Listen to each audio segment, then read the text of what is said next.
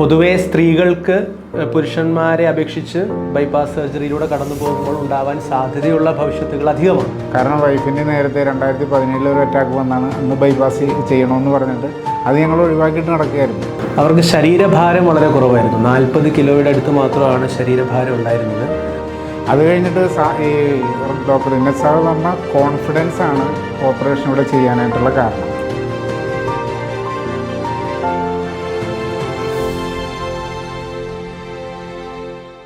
എൻ്റെ പേര് വിജയൻ, ഇതെൻ്റെ വൈഫ് മേനക വിജയൻ.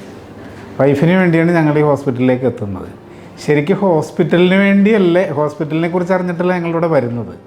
ഞങ്ങൾ വരുന്ന ഡോക്ടർ റിനറ്റ് സെബാസ്റ്റ്യൻ എന്ന് പറയുന്ന അദ്ദേഹത്തെക്കുറിച്ച് അറിഞ്ഞിട്ടാണ്. മറ്റൊരു ഡോക്ടർ വഴി ഞങ്ങൾക്ക് പരിചയപ്പെട്ടു. അങ്ങനെ ഇദ്ദേഹമായിട്ട് ഫോണിലൂടെ സംസാരിച്ച് കഴിഞ്ഞപ്പോൾ ഈ ഹോസ്പിറ്റലിൽ ജൂൺ 1-ാം തീയതി ചാർജ് എടുക്കും, അതിനുശേഷം ഇവിടെ വന്നു കഴിഞ്ഞാൽ എന്നെ കാണാമെന്ന് പറഞ്ഞു.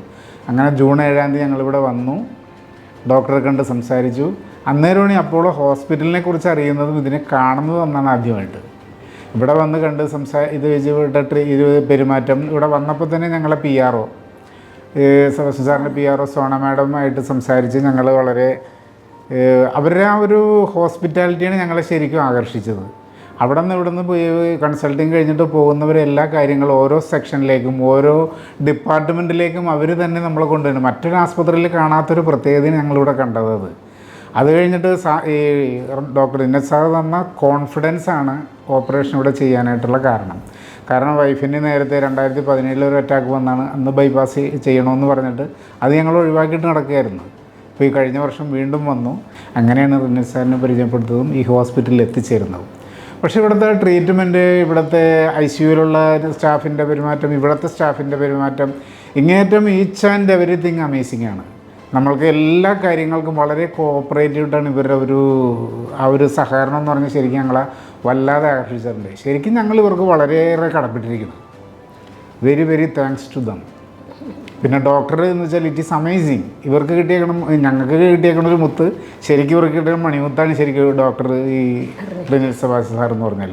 കാരണം ഈച്ച് ആൻഡ് എവരിത്തിങ് സിമ്പിളായിട്ടും വളരെ പവർഫുള്ളായിട്ടും അദ്ദേഹം ഞങ്ങൾക്ക് വിവരിച്ച് തന്നിട്ടുണ്ട്. അദ്ദേഹം തന്ന കോൺഫിഡൻസാണ് ശരിക്കും ഈ ഓപ്പറേഷൻ ഇവിടെ ചെയ്യാനായിട്ടുള്ള മെയിൻ കാരണം. അതിൽ ഞങ്ങൾക്ക് അദ്ദേഹത്തോട് ഒരുപാട് നന്ദിയുണ്ട്. ഒപ്പം തന്നെ ഇവിടുത്തെ സ്റ്റാഫുകളെല്ലാം എല്ലാ കാര്യത്തിലും വളരെ വളരെ വളരെ സഹകരണമാണ്. എന്തെങ്കിലും കാര്യം നമ്മളൊന്ന് പറഞ്ഞു കഴിഞ്ഞാൽ അപ്പോൾ അവർ ഓടിയെത്തും.